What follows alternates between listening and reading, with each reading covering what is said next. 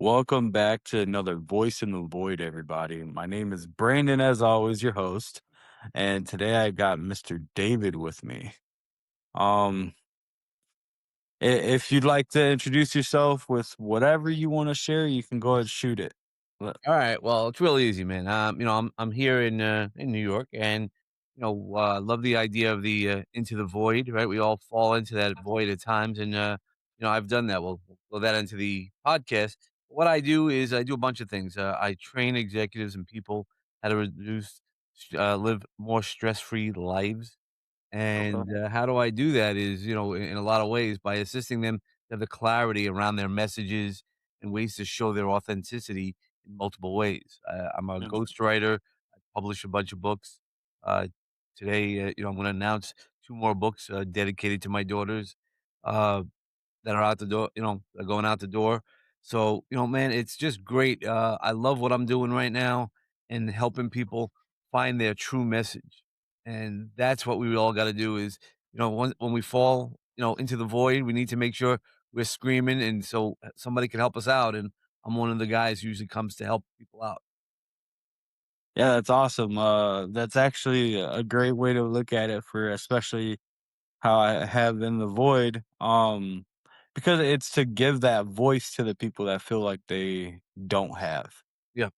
Um, and give them a standing ground, so to speak. And you said you help people kind of transition into not so much of a, I guess, stress. Yeah, so I mean, we all go stress, right? Life is no matter what, Mhm. no matter where you are in life, you're going to be dealing with stress. Yeah. Well, I learned through a bunch of different techniques, uh, how to reduce stress. That Hmm. now the things are gonna happen. I'm not gonna tell you that my stress ways are gonna get you to avoid any of the troubles that life will bring us. Life will life, and what we got to do is learn how to manage it. And an example is, in 2022, I had three major deaths in my life that I was managing. I was helping my friend's mom transition as she passed, and then my own mom. So, and my friend died unexpectedly. That's how I took care of his mom. So, can Mm. you imagine those that type of deaths that are weighing on you on top of everything else? And I have two girls. I had a job. There was a bunch of things. So that's a lot of stress. Yeah. But I knew how to manage my stress because I learned a lot of different techniques, and that's really where we kind of go off the edge and into the void sometimes because of that. It was a test for me because I've been in the void. I've lived in the void, and there's a lot of stories we'll probably talk later today about. But that void is, hey man, I'm in a dark place. You've got to scream and hear that voice and scream in the right way. I used to scream in a lot of wrong ways, but now learning the methods and what I do because I'm an entrepreneur and I know we're screaming into the void as an entrepreneur as well or a small business, right? Yeah. Nobody wants to hear us. Nobody cares about what's going on. But at the end of the day, we do our best, man. Life will change. Yes, sir. Um, so with that, what is one technique that you would use in a situation when you're trying to help somebody, I Yeah. guess, with the stuff Yeah. like that? Yeah, so it really is. It's I always introduce it really funny. I go, "I'm gonna teach you how to touch yourself in a special way and make you feel good." So, obviously, it has a different connotation to some people, Yeah. that's why I'm playing around with it, get your attention. So Yeah. what I do is actually, if anybody could see, if you see, I'm just rubbing my hands just like that, nice circular slow motion, or you can rub your arms like this, from your shoulder to your elbow, nice and slow. So it's called the riveting techniques. It's a psychosensory touch modality. Now, okay, so what are Uh, we doing? We're just rubbing myself. I don't want to touch myself. Um, but what it does, it creates delta waves. This is a little bit of the science. It's the same brain waves we use when we go to sleep. It it's what our brain generates, our body generates anyway. So we could generate that.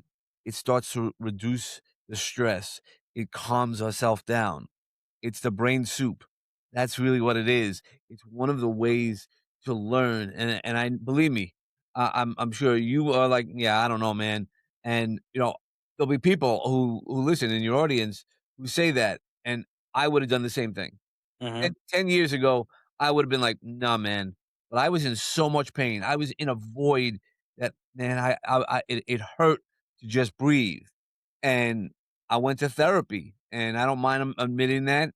And, there's a power in that. And the guy's like teaching me this technique. And I go, "What the hell? It's working, man. I'm feeling better." The triggers in my life, right? That's part of the anxiety, what we get frustrated with, our frustrations weren't the same because I was working on them. Yes. And by doing that, man, I got to clear out so much stuff. It is crazy, when that happens. So it really goes back to finding the right techniques. When you're able to work with yourself, finding the right techniques and moving through those techniques, Mhm. that's the magic, and that's one of my go-to ones. I mean, I now teach other things and work with people on a various number of subjects, uh, I've worked with people who've had extreme traumas, and when I started working that way, I was like, "Oh, I didn't know," like, I didn't know. I had never experienced that. I knew how it helped me, and then I eventually got certified. I was like the 79th person in the world to be certified in those techniques, and I love it. I've been all over. Really, anytime I see something, even on a plane, when babies, so it's a great technique. So when your children are, Happy Father's Day, Brandon. You know, Thank you. how Back to many? you as well. Happy Thank Father's Day. Thank you, sir. Um, when those babies are crying, how do you calm them down, right? We do anything. I once offered my daughter, she was going through colic, and I was like, "I'll give you $1,000 if you stop crying right after a bunch of hours," right? I throw it out to her now, as a 23-year-old, but, you know, what you do is you rub their forehead. If you rub their Mhm. forehead, it also will generate the delta waves, and, a lot of people do these things without knowing havening or things like that. Yeah, and that's why, like, even, like, people will rub their hands and they feel good, or you just rub your forehead when you're frustrated, you'll feel good. That's what it is, it's the science behind it, and there's a lot of Okay. power. Yeah, so it's a lot I of do power. that a lot, like, Yeah, when I start stressing out, so that's pretty cool to think yeah, about. yeah, and that's why Hmm. it's science. I mean, you could look at it. Deepak Chopra talks about it. It's not, like, just because Dave says so. Mhm. There's real science. There's a lot of stuff that if you start Googling it, you're like, "Oh, whoa," and it helps with so many different things. It doesn't change the circumstances. So when lifes, that's gonna happen, but I am not but when you can manage it differently, I don't know, are you a sports fan? I assume you are, but a little. Yeah, Okay, yeah, I'm yeah, a little bit. I'm not as much as I used to be, but yep. I am a little. Well, that's what happens, man. We get older, we but how I explain it is, when you hear about the game slowing down a little bit, right? The game doesn't slow down, it's just that you get trained in a different way, and that's really what I do now is, like, when I'm, talking to some people and they might be trying to push my buttons and all that, if I haven't disconnected a button, I actually am like, "Alright, now I know what to do."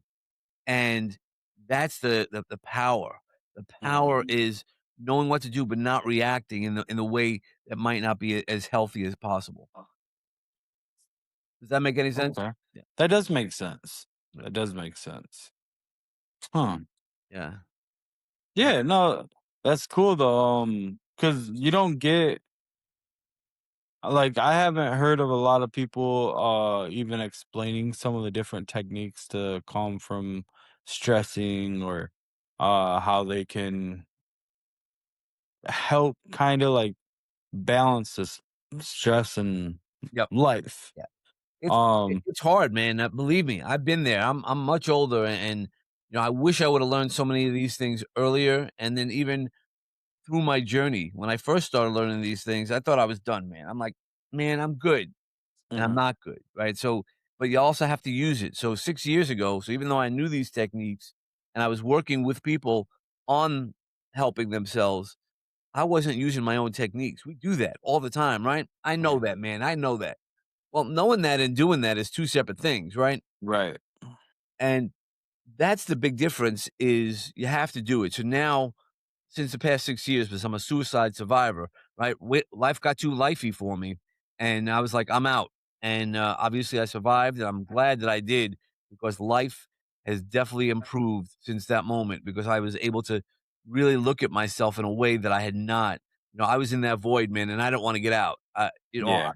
And but I did get out. I was told I'm supposed to go back, tell my story, share my stories, and help others because there are Mhm. people in the void who don't see the light, don't see a hand. That's where I try to show up now for people, either in business or anything else that helping them with their messaging, right? For Mhm. we're so as an entrepreneur, we follow or podcasts and we follow all these other people, and we need to have our most authentic voice. Right? Yep. I still have a lot of flaws in my life, but one of them is, hey, I'm who I am, and Yeah. I'm not going to apologize to anybody for it. Now, the mistakes I do, I still will apologize and learn from them. But my podcast is called Peace, Love, and Bring a Bat. So, and it's not about violence; it's about being authentic today. I Yeah. am who I am. People go, "Oh man, you see I'm the same way online or offline." I'm like, "Yeah, but that's me. This is what you get, better or for worse." All the warts and everything, man. Yeah, no, it's the same for this. So how I sit here, I'll listen, I'll talk to you, I try to get an understanding. It's the same thing in person. Like, I'll still kinda I'll try to give you some type of scenario or some type of inspiration. I'll try to talk to you, try to get an understanding of what's going on, because 'cause I'm actually a, suicide Survivor. liver, I guess, as well. Yeah, survivor. You survived, man, and Uh, that's awesome. I'm really happy for you to have survived, and now you're working on thriving or yeah, continuing to thrive. That's well, awesome. yeah, it took a lot because Yeah, for a long time, I was really deep down in my head, sure. and I couldn't get out of it. I couldn't find the way out of it, Yeah, it's hard. and it's actually my wife that she talked to me, we discovered something that I could do, which it's a lot different than others. It's moving. We moved away from where I was because we found that a majority of the stress I had for myself was where I was living because I didn't want to be there. So mentally, I escaped. Sure. And so when we moved, it was like 1,000 pounds off my shoulders. It's And always about taking those actions, right? We yeah. sometimes feel so stuck in where we're at, either mentally or physically, Mhm. and it's moving through it. So I'm really glad that you found your way out and you had some great support system. That's what we all need. We're Yeah. humans, man. No matter how much Chat GPT and all that stuff is out there for us, we still need human, man. You still need the hugs, right? There's Yeah. science behind it. On you still need that handshake, right? When you're walking together, it doesn't have to be a hug. A handshake. If you meet somebody, hey Brandon, how you doing? It's still something so much more powerful than going, "Hey, Brandon," it's nice. There's a connection when you Mhm. couldn't be with anybody, but that's not where we're on now, man. We are on life big Yeah. time. Hey, like you said before, life's and you just gotta work your way around it pretty Yep, much. 100%. Um, so also said that you've written books. Yeah. So, Can you name a couple that you might have written that people might know? I don't know that anybody knows it, but that's the idea of being on a podcast like yours, man, so they could hear about it. So I'll tell you, the first book I wrote was When Your Heart Says It's Your Time to Soar.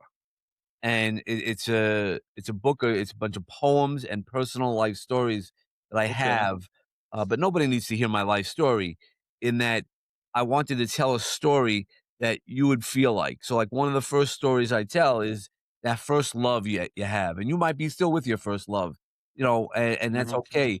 But that first love for me was so special because we had been dating for a long time, and then unfortunately, she got killed by a drunk driver. Mm. Sorry And about that.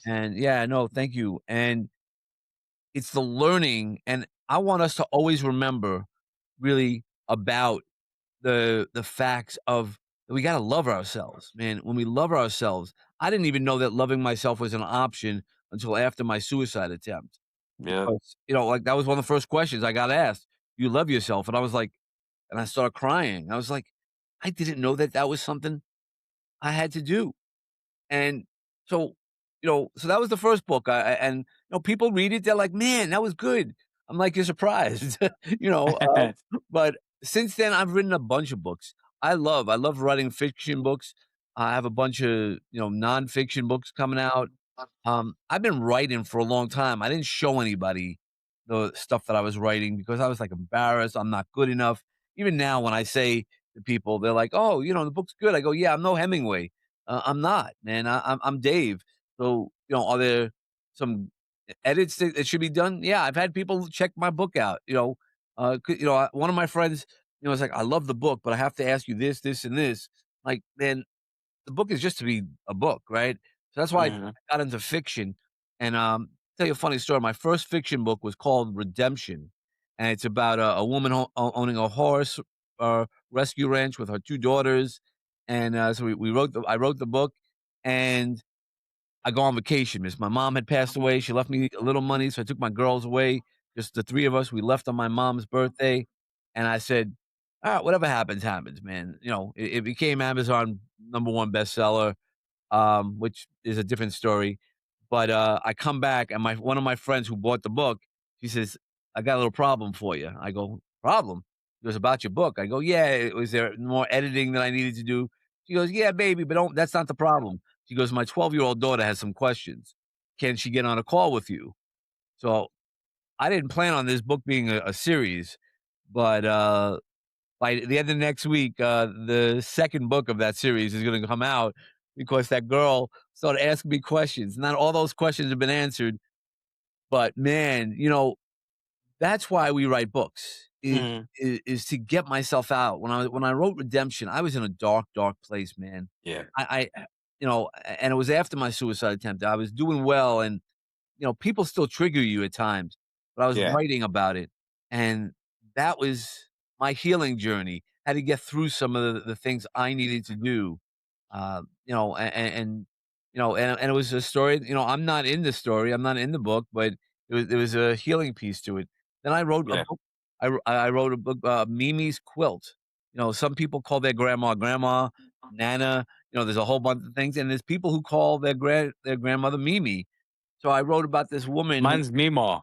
That's okay, one of my there you go, grand Mima, yeah, like, Mm. there's so much, and about her about this woman sitting with her oldest granddaughter as a family tradition, and they made a quilt on stories of their life, and it's a binding moment, right? So it was just a nice little story that came along. I wrote another book called The Motorcycle Sage, and about this guy who rides, who has a family, but goes on these road trips, and as you get older, you get smarter, right? I wish I had some of this, generational wisdom when I was younger, but and if Mhm. you get it younger, man, God bless you, man. That's great. That's not how I learned, and a lot of people also we don't get all the education and learning the way we need it Yeah. at the right time, but it always comes to us. So this motorcycle sage was actually it's Father's Day, so it was modeled after conversations I had with an ex father-in-law, Lou Bonagura. So it was one of those things that I man, he just recently passed away, and it broke my heart. Still does. But, he gave me so much advice. We'd have some private conversations, and I'm like when I was thinking about it and I wanted to do something for him, and I wrote this book, and I know he had gotten the book, way before. Uh, but, it's there's so many stories that we have. So Yeah. this today, I'm gonna be dropping 2 books, 1 for each one of my daughters. I've already dedicated to some of my blended daughters, some books, but I also my daughters, man, they're your kids. Your kids are your kids, and you might not Yeah. like everything they do, but you love them, and they don't get it, man. I don't know that I got I felt loved growing up, even by Mhm. my dad, who I didn't have a good relationship with, but you don't know until until you Yeah. become a parent. So I wrote these 2 books for my girls. One, who used to do swimming, and she's starting her career. She just started. I'm really proud of, Jocelyn to start her career in, human services and helping Okay. people out. Yeah, and then the other book is, my daughter who's, used to play viola, and, she likes archery, so it was about a shift shaping a werewolf who helps, uh, other people. So it's just, some interesting stories. You get these stories in your mind, and that's the beauty of writing. You Yeah. can get through anything. I've also been trained to help veterans with, equine therapy, and it's the story we tell it and how we tell the stories. If you sit and talk to an animal, your dog, that's why people love their dogs and cats. They're not gonna judge you. So no matter how bad your story might be, Mhm. they're gonna love you, man. They're sentient beings. You can't look into the eyes of a dog, a cat, or a horse and not see that there's something there. Now, they might not Yeah. understand the language, but they understand the energy that we put out there, and that's really why I love books. And then the last book that also came out this week, well, actually 2 more, because I'll tell you why all these books started coming out. Yeah. Um, then I have a book, my neighbor, when I first moved into my house after my divorce, after the suicide attempt, uh this old lady used to call me up and go, "Hi, I just wanna I have a little extra pasta. Would you like little pasta on Sunday nights?" And, I don't know if how you are. Italians love their Sunday night dinners, man. I love pastas. Yep, and Oh. it's family. So, my friend Connie has adopted me into her family, and, then she starts cooking for me. She's 97. I'm so embarrassed every time she gives me dinner, only because, 1, I can afford my own dinner, but that she's spending time. But really what she's doing is trying to speak about the just the connection. She has a very big family, but it's that connection, and that's where we're all there. That's part of that void. When she loves it, she just tells me stories. I tell her about my week, and now with my podcast, she gets to watch some of that and hear her being called out on YouTube, so she can watch it from home.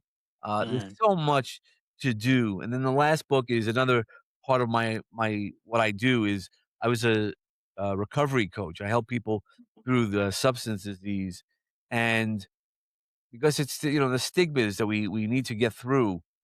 The last book is in the twists. It's a book that I honored to a bunch of amazing people who run an amazing suicide prevention Mhm. uh, organization. Uh, the Joseph P. Faber Memorial Foundation. They're based in Delaware, and they're doing such a great idea, and I've got to know them personally, and they are among my favorite people in the world. So I dedicated the book to them, and all proceeds for that book go directly Huh. to them. We got to stop suicide, man. We got to, Yeah. not only worry about why they're doing it, and make sure that we can have these conversations because that's what makes the lights shine. We all go through it. So many people go through it. They estimate 40% of the population, and it's probably higher, is if you're willing to admit it, there's also a bunch of people that don't admit it. That we feel that desperation. And I know what that desperation meant for me, and you know what it meant for you. And though it might be for 2 separate reasons, Yeah. we understand that desperation. And Mhm. there are so many people out there, and that's why my mission is really to help people get clarity around who they are, what they are, and to be comfortable around their most authentic self. Yeah. And unfortunately, there's a lot of people out there, they don't like to speak on what is actually eating at them. And, like, I have a number of reasons why I did the attempt. I'm not gonna go into full detail on some of them, but, Here you go. I was one of the big reasons. again, I was in a place where I didn't wanna be. I wanted to leave a long, long time ago, and frankly, I was only there still because of not only my wife, but my kids, Mm, because it's hard for me to go away from my kids at even for a night. So, especially now that, as I tell people, my head is screwed on just right. yep. Like, I don't have all the tension, I don't have old memories I've been trying to escape from. I don't have all these things eating away. I still have the old memories, Sure. but I Right. can manage them better with having a clearer mind being out of the situations I was in.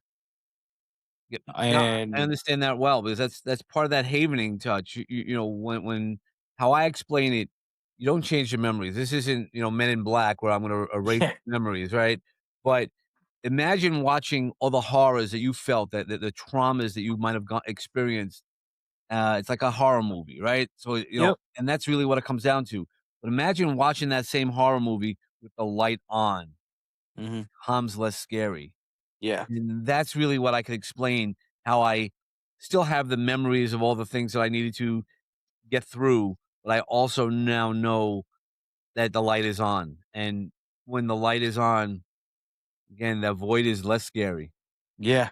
Yeah, now, it's, so to speak, manageable now.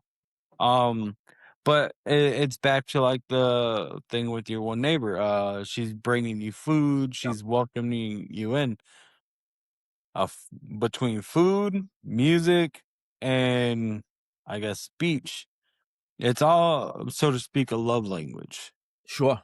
So it's a way people can connect, they can open up. Like you sit down, you're eating, you can have that friendly chat, Yep. and it can, honestly, it can make a difference with you or that other person. It can brighten one of your days. Same with music. Have you ever just put on a song and you just completely space out listening to it? 100%. I do that all Yeah. the time. I mean, for me, when I, with my right, with my phone, and when we had the iTunes and all that, I just put it on shuffle. So I have a wide range of music, but I love it because it's my music. It's Yeah. that's the part, when you get to choose your own music. Uh, it's powerful because, like for me, I can go real loud at times with music, and then the next song could be a soft song, and I'm still okay with it because it's Mhm. mine. I know it's home. There's songs, and there's times that I can't, right? The energy Yeah. that's within me, I recognize that, and man, that's powerful because that's why there's so many resources. You mentioned a bunch of them, and why this is so powerful. These conversations are so powerful is because Mhm. people don't recognize what resources they have or what resources they want to. Like when Yeah. I tell people about writing, when they want to write their own book, I go, just write. I don't care about grammar. Oh, I don't know grammar. I go, neither do I. I go, don't worry about it. I go, if it's Mhm. wrong, then those aren't your people. Don't worry about it. I'm not Right. asking you to worry about it. I'm not expecting any of those things to happen, but have those ability to get whatever you need to do. What you said earlier today was real powerful, and I want everybody to hear that. Moving the energy. While he physically moved from one location to another, but it was moving the energies. It's not, you don't always have to move your house. You don't have Yeah. to leave your house, but it's moving the energy. You're not feeling good, go for a walk. I just told somebody that today. I go, "You know what I love doing? Taking my shoes off, socks off, walk in the grass. I don't have to be doing anything, just walking in the grass. It grounds you." That's why a lot of times, I mean, you see I'm wearing a teal shirt. That's why I do it, to remind people that the power of grounding yourself in whatever ways that you need to be grounded. Mhm. No, yeah, definitely, because it can make you in tune with Mhm. the different feelings or emotions. Sure. Um, no, I've been contemplating on writing my own book and my own story, but I keep putting it off because I have so much going on in my life, right? So It's I'm trying to find time to make time for that. There's always time, my friend. I can teach you a bunch of different ways to get your book out there. That's why one of the things that's bad about me, I have a lot of friends who do those compilation books, right? So you could be an author and this and that helps you out. I'm like, no, I want you to write your own book. Mhm, If you could spend, it's still some time. You got to spend time. Don't get me wrong, but there's ways to steal back some of your time depending on where you're doing it, and tell the stories that you want. There's a million different ways to do it. You can go have ghostwriters. I've done that very successfully for a lot of people where I sit with them, tell me a story in a couple of hours, and then I just start writing. And I'm like, hey, how was that? They're like, how'd you get that? I had this lady cry to me. She goes, she just hit 90. She goes, in all my years, nobody could have got this story out except for you.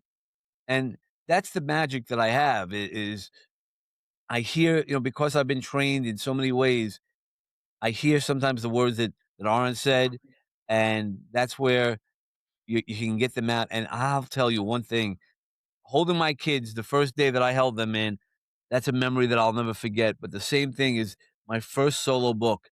I remembered I was in a crowded room. I had just got a box of the books, and boy, oh boy, I gotta tell you, I cried because it was the end of 2022, that rough year of mine.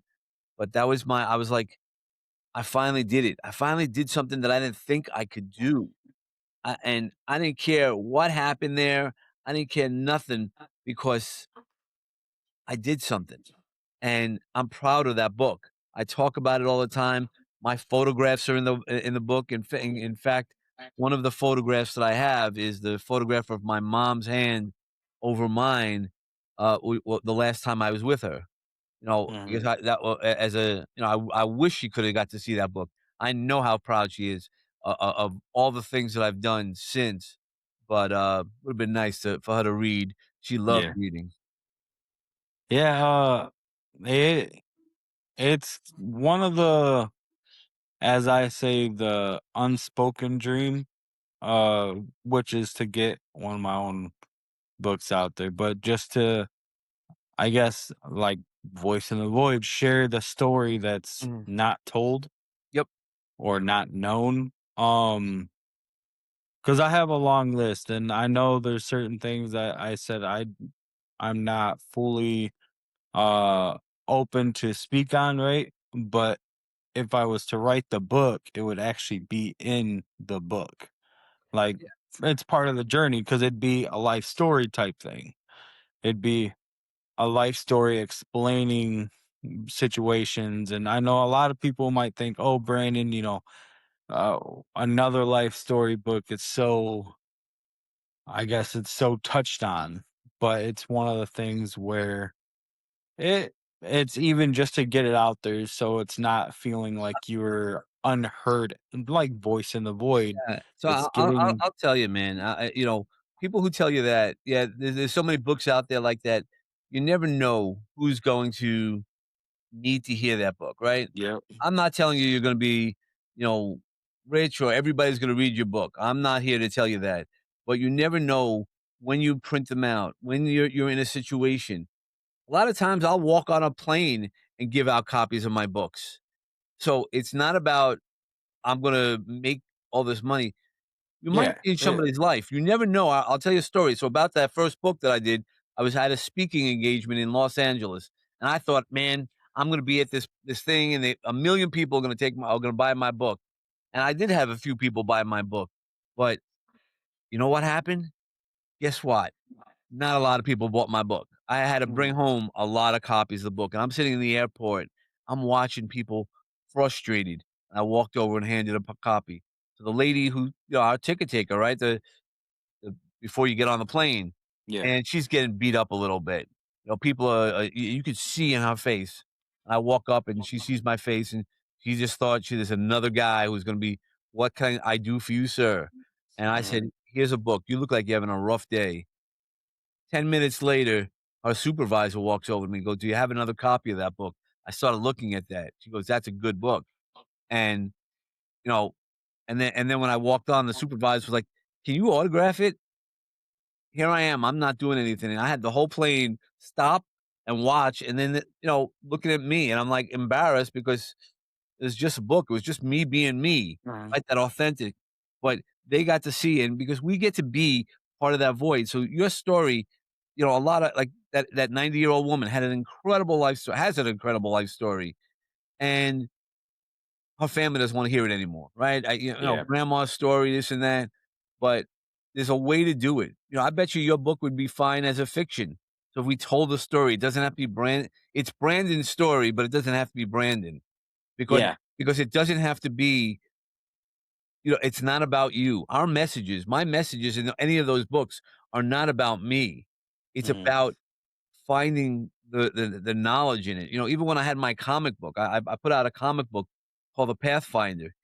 There's Hmm. situations that we do things that it's not about us. If it's about us, man, we are doing it the wrong way. It is about the message. It's about the impact we leave when we walk out of the rooms, when we get out of the void, right? So the void is the void, right? You can't get out of the void, but you do climb up out of the void. How'd you climb up out of the void? There's a story there, Brandon, how you picked yourself up with the supports that you had. There's a story, a bunch of stories of how I picked myself up, and somebody needs to hear that story. That's why these podcasts are so important. Yeah. Yeah, because again, it gets that the voice, the story, the different experiences shared that someone might be able to connect. Yeah. And that's the whole reason behind this. I thought about just doing a whole episode where it's just that, where I'm going in on myself and talking about certain things.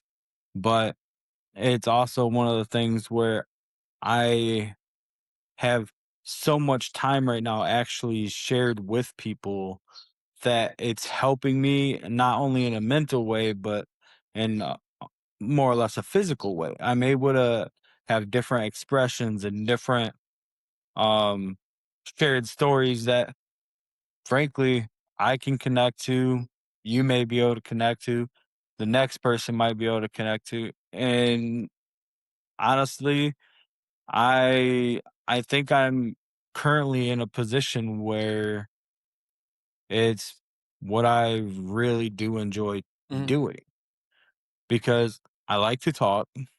Uh, eh, this gives me a way to be able to just sit there and talk and be verbal about anything and everything.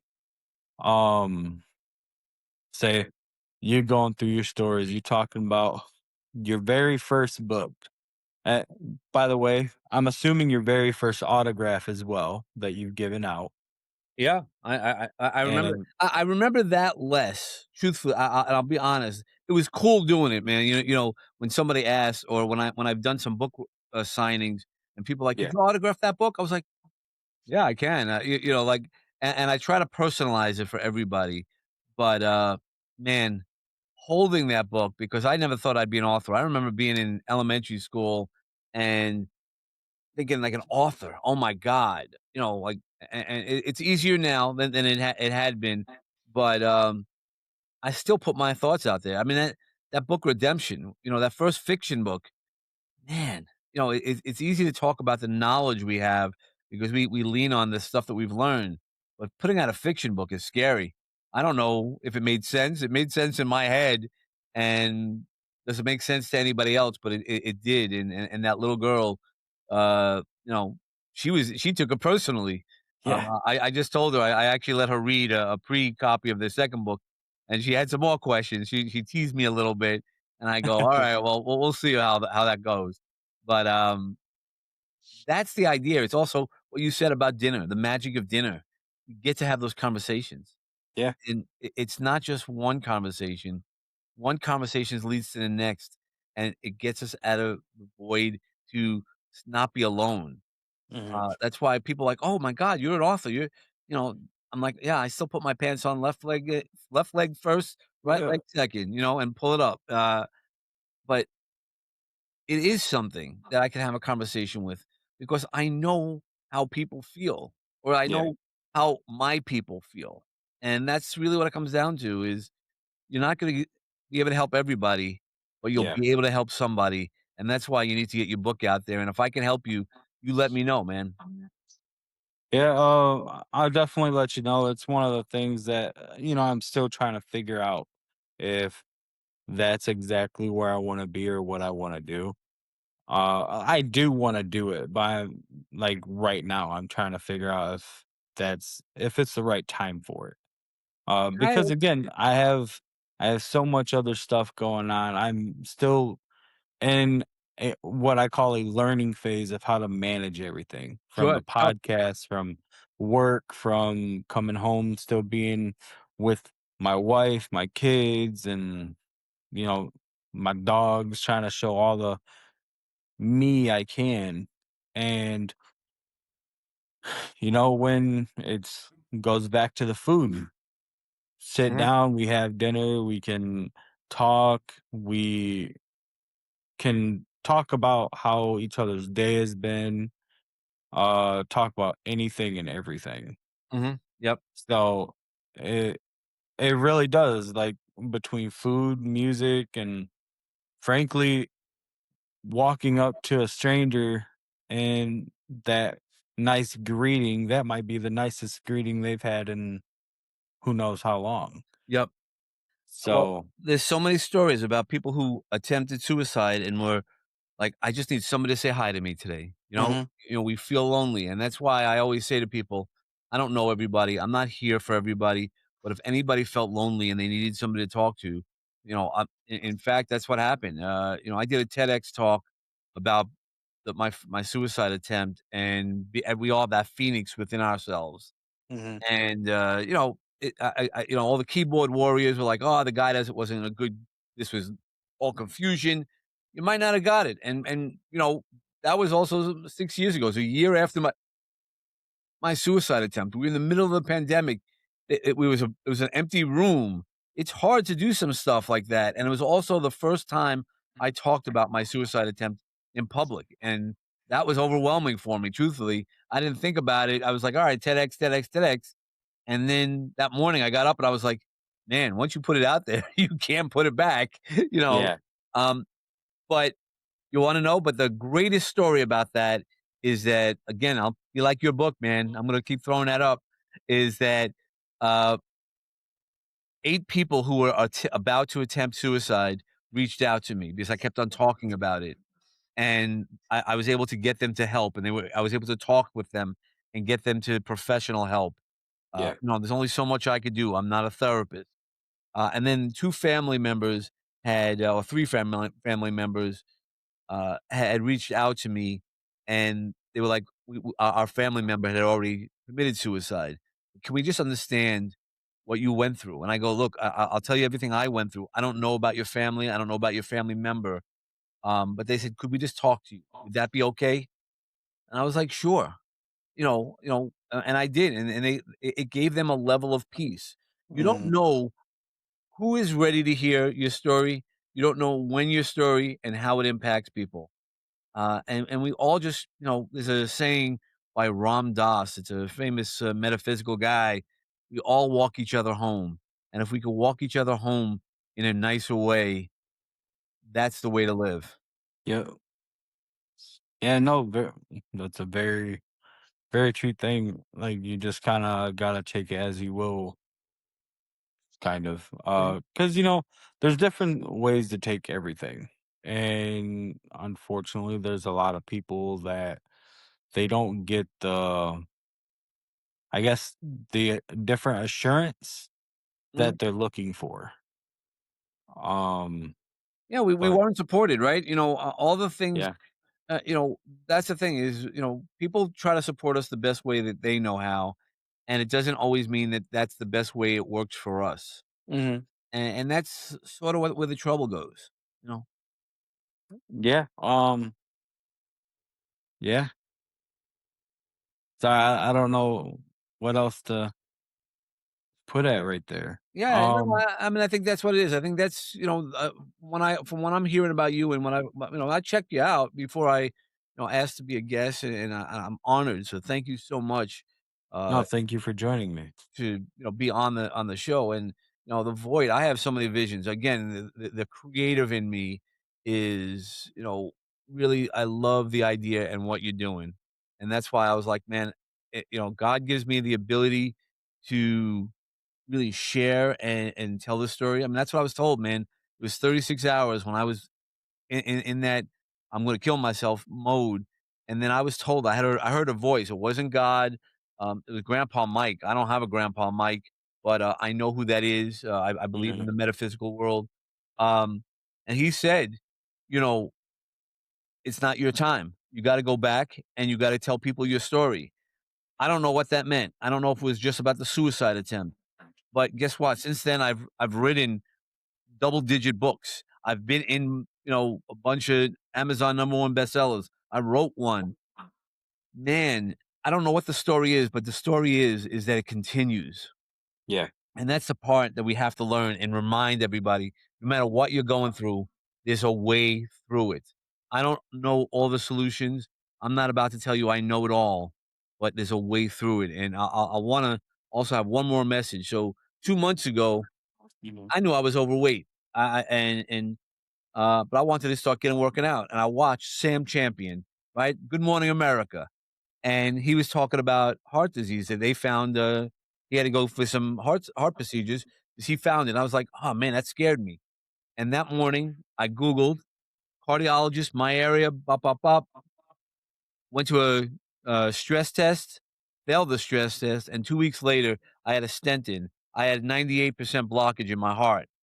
Mm. And so what I wanna do is also, on these platforms, I wanna make sure, 1, thank out Sam Champion if he ever listens to any of these, but I also wanna make sure everybody knows, please get yourself checked out. Even if you think you're healthy, we hear too many stories, and as you get older, man, I gotta tell you, it's a kick in the face when you lose a friend that you didn't expect to lose. You lose them young, and we hear stories about that, and it's always somebody else, but when it happens to you, man, I gotta tell you, that's it, and you don't wanna be that person. If like you said, the things that keep you going are your wife and your kids, Mhm. and while it might have been a mistake for me with suicide, I could tell you when I was lying on the table and then putting the stent in, there was nothing me thinking about me going away, me thinking about all the things I did, and that's why all those books started coming out. They were on my computer. I was like, "I'll edit them when I wanna edit them." Well, if I closed my eyes that day and met my maker, guess what? My kids would have wiped my my computer, and they would have been like, "All right, man, no big deal." Right? They're not gonna Right. look for my stuff, but now I got it out to the universe. There is Mhm. an energy, man, about putting the things that you have, your stories. That's why I'm sure that's why you're doing this podcast. You're not just doing it for no reason. You're doing it because you need stories. You're bringing on guests that have stories, that have impact, and that we need to jump out of that void and make sure that we're heard. Be that lighthouse. Shine that light, right? It's like Yep. it's like that scene in Titanic we've all watched, right? When she starts whistling, right? Everybody else is dead. They're passing her by, but she fought for that to blow that whistle, to get that whistle. Be that whistle so they know you're in the void and look for somebody's hand. There's always going to be somebody's hand out there ready to reach for you. Yeah. Yeah, no, definitely, and I've always been there for people in that same sense to, uh, I'm I've always been open to anything, so if you've ever been going through a hard time, you reach out to me. I'll listen, I'll talk to you, I'll try to point you in the direction that you might need help seeing. And there was a point in my life where that wasn't necessarily the case, where I was going through so bad. One of my attempts, and I say attempts because I halted back a little bit, Mm. but because I had like a second thought as I was going in, like something wasn't right. This isn't the time. That whatever going through my head, Most people and do, right? You hear all these stories about people who, like, jump off a bridge, and, like, the second they jump, they're like, "Oh, shit, I shouldn't have done that." And, right, and lots of people, you know, there's gunshot victims that I've spoken to, a gunshot, people attempted suicide and have lived. There's all these things, and then we have that embarrassment, but I wanna tell you, 89% of people who attempt suicide are unsuccessful. Yeah. Only 11% statistically speaking. So we hear about those stories and those are horrible stories, but not everybody succeeds. And we have to stop, like people like yourself and me, find out why, talk about it, make it okay to talk about. It's not taboo. Mhm. It's what was going on that we need to help you see things differently. And for me, a lot of that was really the truth was I wasn't self-aware for everything. Mhm. People were telling, my wife at that time told me, "You're causing all this problem." It wasn't all me, don't get me wrong. But I didn't help the situation either. So, Right. you know, it's that self-awareness. It's knowing that, talking it out, and conversation, and no matter what relationship you're in, including yourself, be honest with yourself Yeah. because when I got deep down and honest with myself, that's how I was able to heal. Yeah, yeah, it took time after I did that to actually do the understanding. So Yeah, sure. what I was doing, and I know it might be a little different, and this is something I haven't really talked to anybody about after it happened. My brother-in-law showed up to where I was because I had sent a photo not too long, like probably about an hour before I made the decision I was going to Mhm, do this. But and he recognized the photo and he reached out to my wife and asked, "Hey, where's he at? I'll go out there, hang out with him, whatever." And she didn't know, but he recognized the photo, so he's like, "All right, I'm gonna go out there and I'm gonna look." But when he got there, I was knee deep in a heavy flowing river with the bottle in my hand. I was It's like every time I put the bottle up, after I put it down, I took another big step. mhm. And it took a minute, but after about 5 minutes of maybe 10 minutes of me being in the water, my brother in law actually showed up. And no matter how much we might have our issues, in a sense, he saved my life. Like, I took the Yeah, initial step back, he didn't come in the water or nothing like that, but, um, I, uh, I stepped back and he started talking to me and trying to get to, some type of understanding of what I'm going through mentally, mhm, and he he might not know it, but in a sense, he did save my life, but it helped me kinda clear my head a lot. sure. This was probably a year or 2 before we actually moved away from where we used to live. But and not too long after that, maybe a year later, I actually started taking step backs because I started realizing that my life was going in a way I didn't want it to. I was trying to keep my wife and kids out of that, Mhm. but Yeah, at the same time of keeping them out of it, I was pushing my wife away. yeah. Well, that's why communication is so important, and, Mhm. your brother-in-law, I always go I heard this quote, Les Brown had I heard it from Les Brown, I don't know where else it might be from. But sometimes God acts anonymously through other people, right? So Mhm. your brother was an angel at that point. Your brother-in-law. You don't know who comes into your life, and that's where I know I've done that for other people as well. They've come to me, Dave. When you said that, I was like, I don't remember anything I said. I remember talking, but it that's where I know. I have strong faith in God, and that's some of what gets you through it is knowing that we're just a small part of a bigger picture, and Yeah. that you know it's okay, and we just got to figure out how to make that small part good, right? George Bush, with the 1,000 points of light, back in the day, but it is true, the 1,000 points of light. If everybody becomes a point of light, man, the world is brighter. Martin Luther King said, how do you remove darkness? You got to have a light.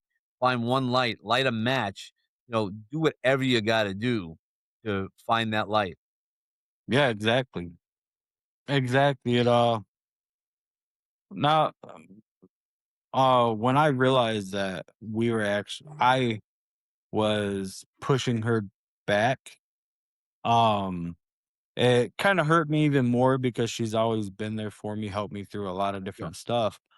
But it took, I guess, the acknowledgement that, hey, you know, she's been here. She's dragged your ass out of a hole more than once. And she's seen you at your best. She's seen you at your worst. Now it's time to show her what your best can really be. Yep. And in the end, that's what I'm doing now is I'm trying every day to show in some type of way. And I've always done it for her though, even when I was pushing her away a little bit. Mhm. I've never stopped showing her some type of affection. It was like mentally I wasn't there, but physically I was. Mm. And I actually created a song about that being where I was so far away while sitting next to you. And it was more or less apologetic for her and to my kids for being present but missing everything. Mm. Yep. And it sometimes I still go back and I think about all the times so called that I've missed, even though I was there. Um, but it opens for me, it opens a thought of like, okay, this is what I'm not gonna get back to doing. Mm. Yep. No, for sure. And we've been together 14 years. We're so-called high school sweethearts, even though we went to different high schools. I went to different high Um, school with my first love, man. I always say she was a lot smarter. The stupidest move she made was going out with me, but yeah, I make that joke all the time. Is like, she's the smart one. I'm iffy. But it's where differences come together. She's very quiet. She not one to talk to people or like talk to strangers for one. Like it'll take her about 2 weeks of even being around you, me talking to you for her to open up. Mhm. But with me, I can talk with somebody I've never met before, like they're my best friend. Like I'm very intuitive. I can talk to anybody. Again, I like to talk. And I guess part of the reason is because I know how it was for me. I know how hard it was for me going on. And I never wanted that part to change. Because I've always been that way. I can be friends with anybody. Yep. But people always look at, oh, you believe this, you believe that. I can't talk to you. I don't care what you believe in or who you believe in. Yep. I can talk to you. We can be cool, very civil. I'll hang out with you every day. I don't care. But it takes that shared time and shared thought where I'm not going to judge you based off this. I'm going to pick on you because, I'm going to assume if you're hanging out with me more than one time, I'm going to assume that we're friends. Yep. Yeah, So, that's that old, hey, everybody I could pick on you, you could pick on me, but if somebody comes over and picks on you, you got some trouble with that guy, right? I exactly. get it, man. That's what I think we all are. When you're in, man, and that's why communication brings in, that's the important part is the true communication, the true showing up for somebody and giving them grace and space, when they need it. Yeah. Yeah, most definitely. Uh, you just have to know how to be open. Yep, for sure. And obviously it sounds like you know how to be open. You took questions that I don't know how old the girl was, but a friend's girl, little daughter, Yep. and you took it into well, apparently a deep consideration because you included it. Yeah, you know what? one of the things being an entrepreneur, when they tell you, man, when somebody gives you feedback, you got to listen to it, and Yeah. it was good feedback. Some things were like, all right, don't worry about it, and some things were, okay, that's a good point. In fact, that's how the second book got written. She's like, well, the first book, you mentioned about the sister. What happens to her?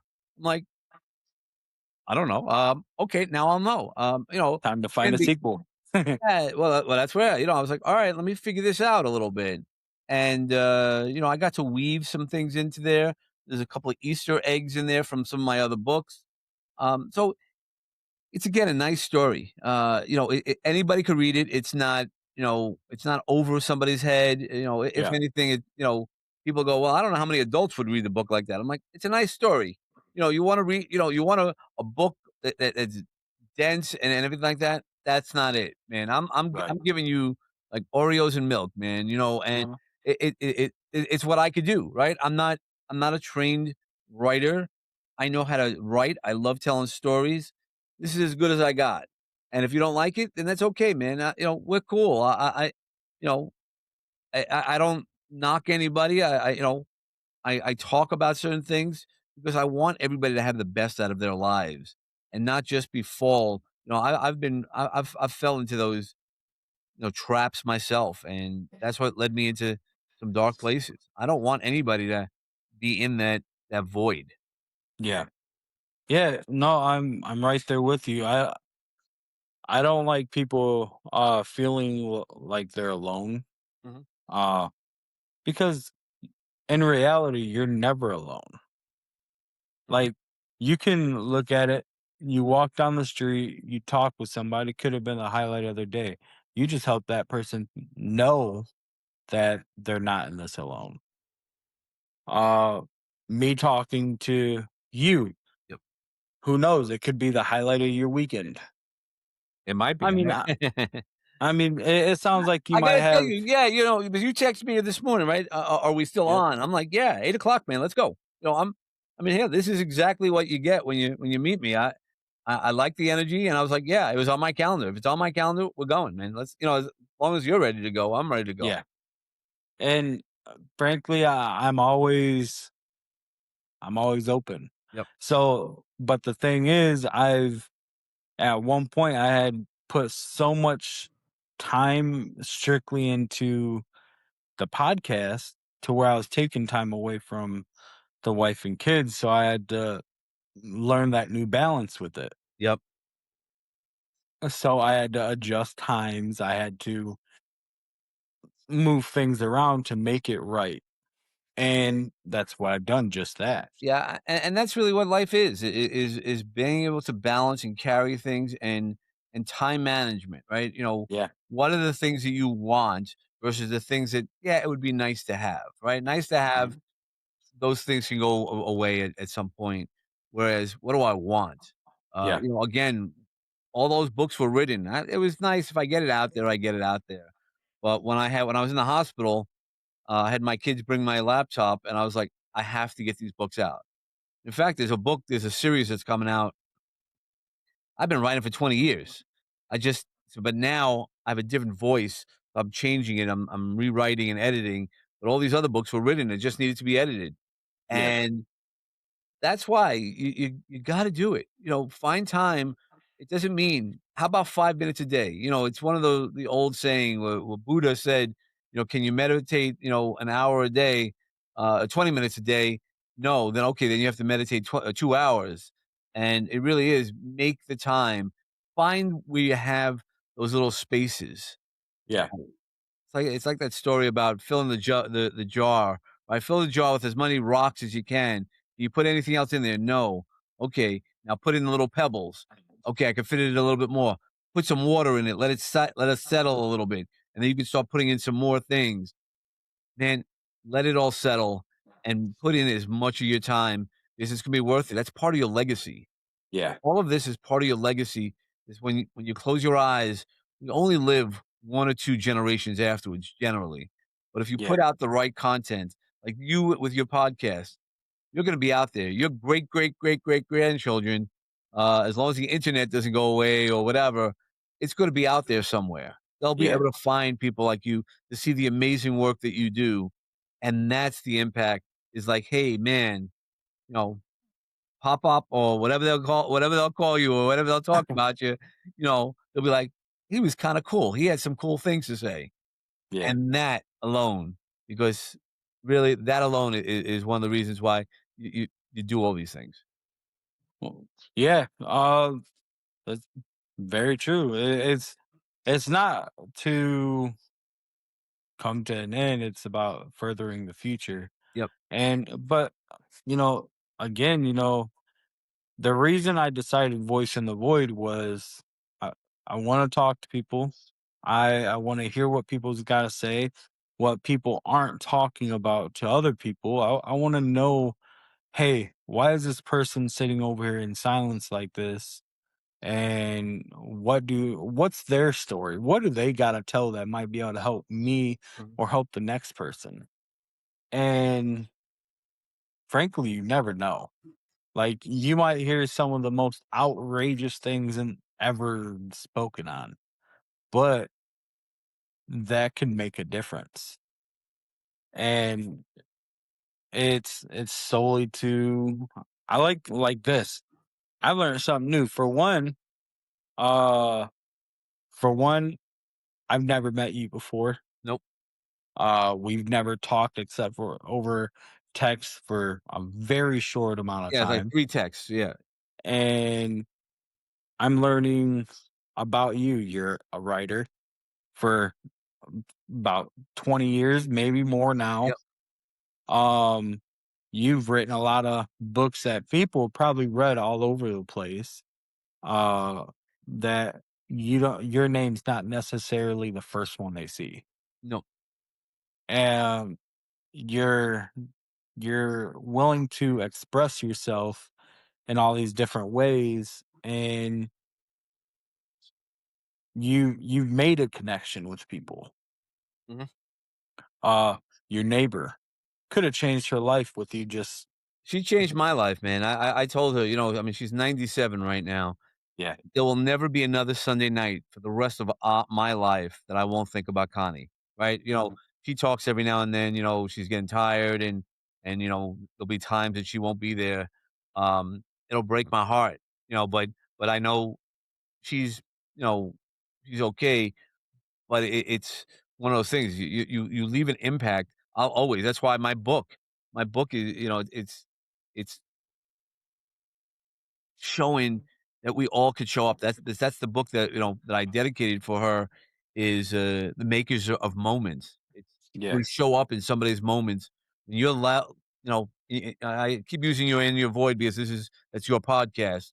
But yeah, when you're in the void and somebody shows up, you know, one of the stories in there is a woman, a single mom, and they show up just with dinner, and then while they're there, a gentleman fixes her chair, just screws in a chair, right? It might mean nothing to him, and it might mean nothing to anything, but when you need that, and you just need somebody to screw in a chair, you don't have yeah, time or energy.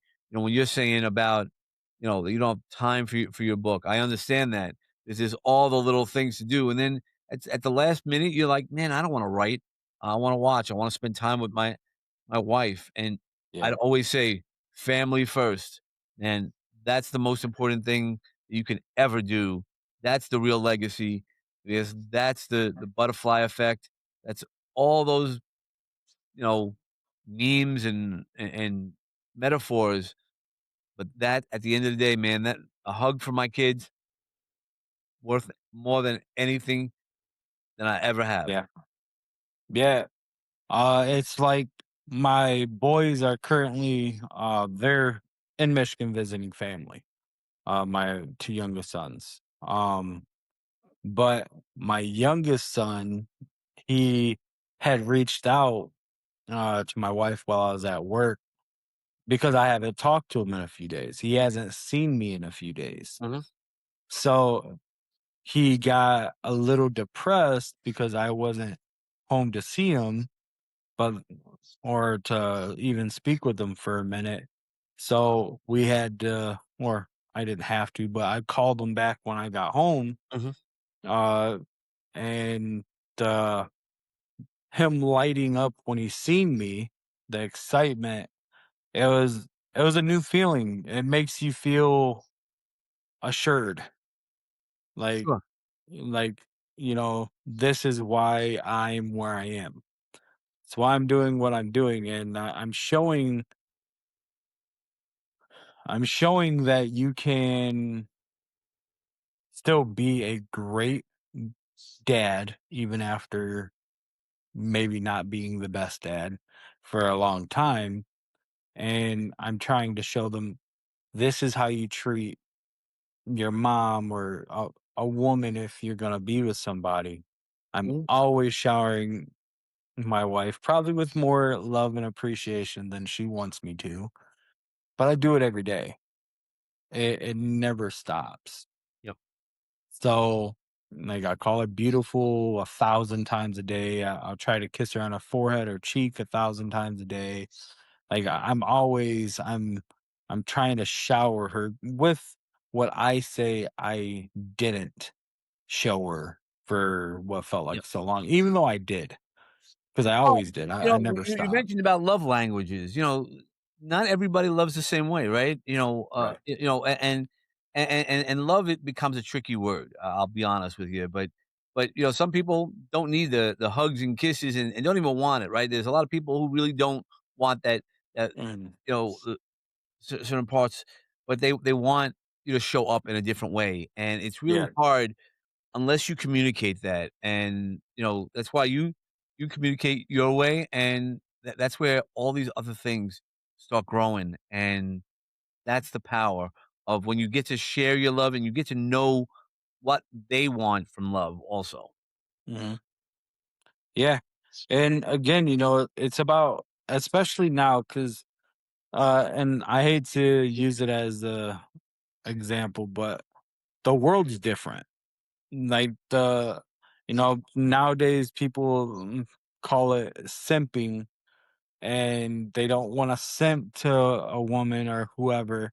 It's not about simping. If you're in a relationship, you gotta share that feeling. It's not a one-way street, because if they're the only one showing it and you're brushing off, you're doing all this other stuff, getting mad when they're showing you that love and affection that you want, but you don't want people to know that's you. And or you don't want people to see you simping so you're not made fun of, whatever it might be. I've never been shy about it. I love my wife very much. I'll do anything for her. If I feel like I'm the reason she's unhappy, I'll do everything in my power to change that. Mhm. Yep. Um, because she is my first love. She's been my number one for so long. But it's it's what it is. She's learned my love language is touch. Mhm.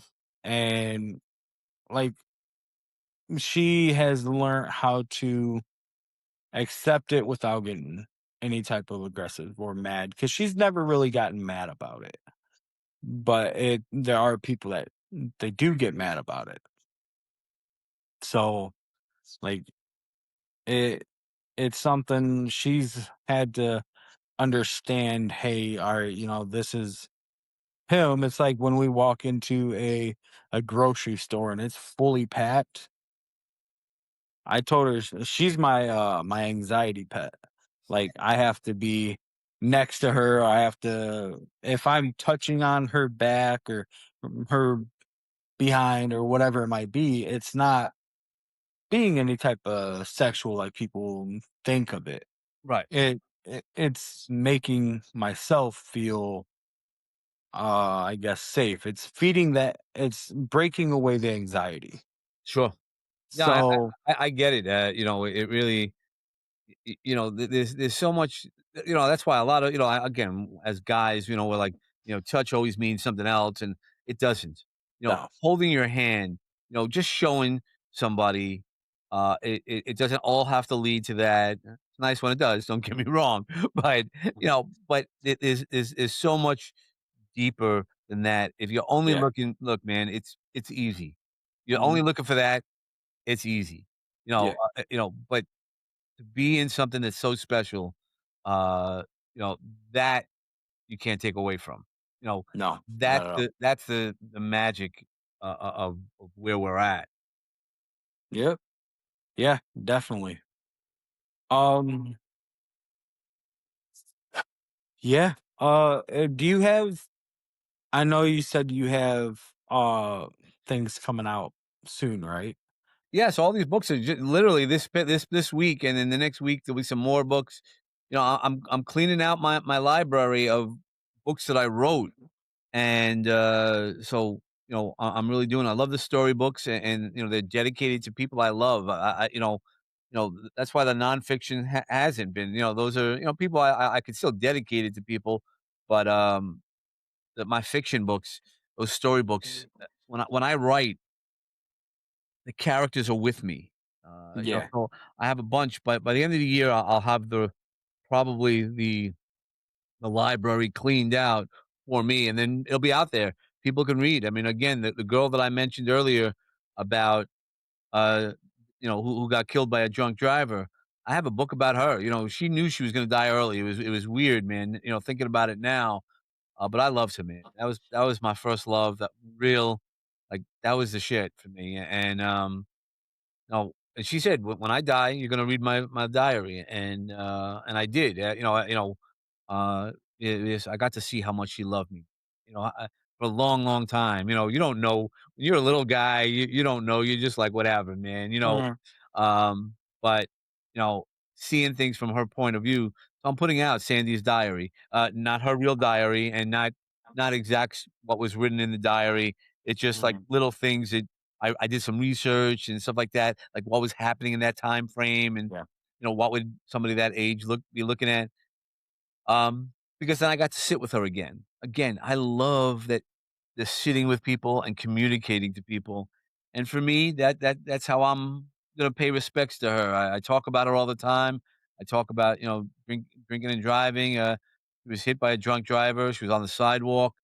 Um, Stuff happens, man. And but to have that peace, and then I have a book. My friend who died in 2022. Uh, he was my, he was a when I was going through divorces, he would be there for me to check on me, and uh, man, so I needed to kind of pay respects to this. A lot of the things that I get to do now are because of him. Yeah. We're always lifted on somebody else's shoulders, like like my friend Lou, my ex father-in-law. Most people don't like their father-in-laws. Amazing men. I got to tell you, I love them all dearly, and Lou really, kind of became a friend. Even after divorce, he would reach out to me every now and then. I mean, this past birthday for me in December, he reached out to me, and I was like, "You don't understand what that means to me." Uh, you know, I, that's why I was sad when he passed. But he lived it full, man. You built a connection with them. Yep, It's understanding. yep. It's understanding. Yeah, me and my father-in-law, I can't say we're that close, but like when we're together, like in the same area, we can talk nonstop. He's Sure. a real good guy. He's always been there and he's done a Awesome. lot of great stuff. So um shout out Larry. Uh um but it yeah, you build connections with people Yep. and I could only hope if me and my wife, if we ever do go separate ways, that it would be a similar thing where her family don't mind reaching out to me or vice versa, or my family reaching out to her because my family talks to her every day. My sister, Yeah. my mom call her almost every day at least. So, and me, I don't talk to people. I don't talk to family like that really. I like to talk to people, but I don't Yeah, call. I yeah. tend to Everybody's not different. text first. Yeah, sure. Everybody's different. Yeah, I tend to not text first. It's not to be rude in any type of way. It's just me. I don't. I forget to respond. Like I'll get caught up doing whatever I might be doing, and I forget to respond, or I get to Yep. message. Yep. Um, but it's, you know, shit happens. You got it, man.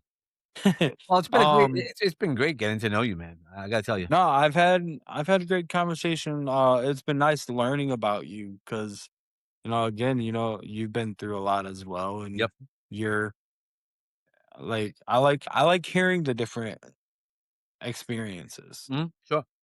Because, me, I frankly, I haven't done a lot or I feel like I haven't done a lot, even though some people would tell me I've done a lot.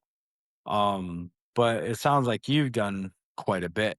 Uh, Like I you've have, but I think it's, I think I'm sure if you sat down and all the things that you don't take, that's where we're hard on ourselves sometimes. You know, hey, it's just what I did, man. I Yeah. showed up.